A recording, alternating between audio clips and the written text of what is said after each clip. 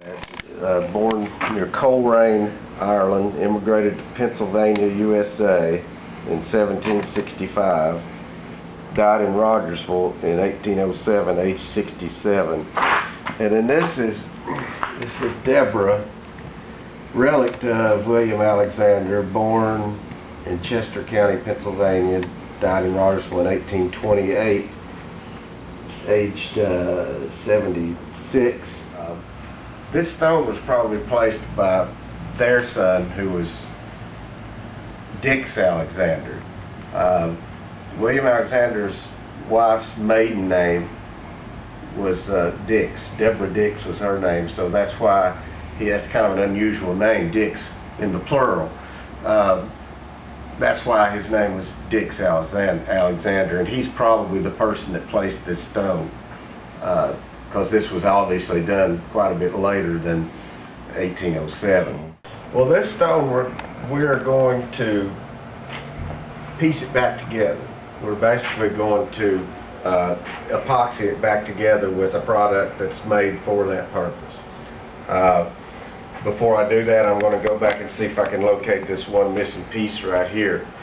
But we're not going to have the VA marker, and I honestly don't know if we'll ever get the VA marker, because their requirements to document his service, they've gotten more and more strict on that lately. So what evidence do you have, though, of his service? Excuse me? What evidence do you have of his service? We have, it all started with that DAR application that I was talking about. So he is listed as a patriot in the DAR database. It's basically based on a muster roll for the York County, Pennsylvania Militia in 1780 that has William Alexander listed as a what they call a sub-lieutenant, which is like a second lieutenant, and he was a payroll master. He was born in 1740 in Ireland, and he immigrated to the U.S. in 1765. He lived for a little while in Delaware, and then he moved to Pennsylvania, where we have the marriage record exists for where he married Deborah Dix, so we knew where he was at that time. And then his name shows up on tax rolls from York County at the same time that his name shows up on this muster roll that I'm mentioning. So that is the information that the lady used to join DAR with and to prove his service, and DAR accepted that. He was married in Pennsylvania.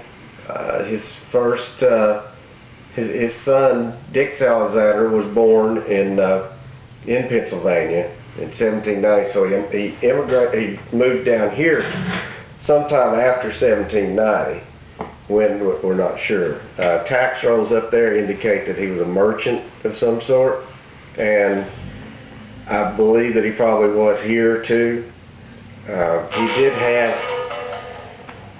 He didn't leave a will. His estate went to his wife, but when she died, she did leave a will, leaving everything to her son, and she had somewhat of an estate for that time period.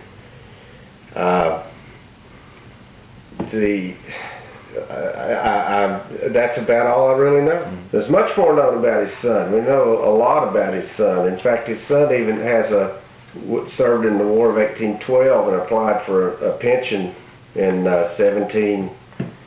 He was wealthy anyway, but I guess he felt this money was due him, so because it was $8 a month was what the pension was. But he applied for it and received it for about 2 years, and then someone accused him of being a Confederate sympathizer, and the War Department dropped him from the pension rolls and demanded that he send the money back, which he did. And this was all because he had bought Confederate war bonds.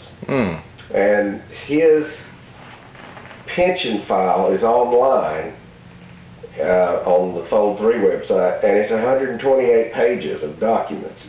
So, but he was a lawyer now, so you know, I mean, he was the second mayor of Rogersville. Really? What years was that? That was in it was in 1830. Apparently, when the town was originally organized, they didn't have a mayor. 1838 to 1840. So he just served one term. We plan on doing this once or twice a year. And that's why we're trying to compile a record of just every grave. We're basically going to form a database of every grave of every Patriot soldier in Hawkins County. And as time goes by, we plan to mark those. Mm-hmm. They are in various states of repair and condition. I mean, you know, New Providence, I don't know if you've ever been to that cemetery, but it's in absolutely perfect condition. You know, it's well maintained.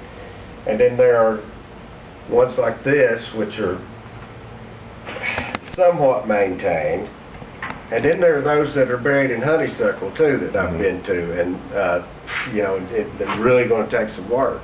So, there's one that we know is here, but we haven't found his grave yet. That, you know, so there are those like that, but we know he's here somewhere. Mm-hmm. There's about there's between 15 and 20 that we know of. Mm-hmm. Well, that's enough to keep you busy for a while. That is, yeah. We're physically located.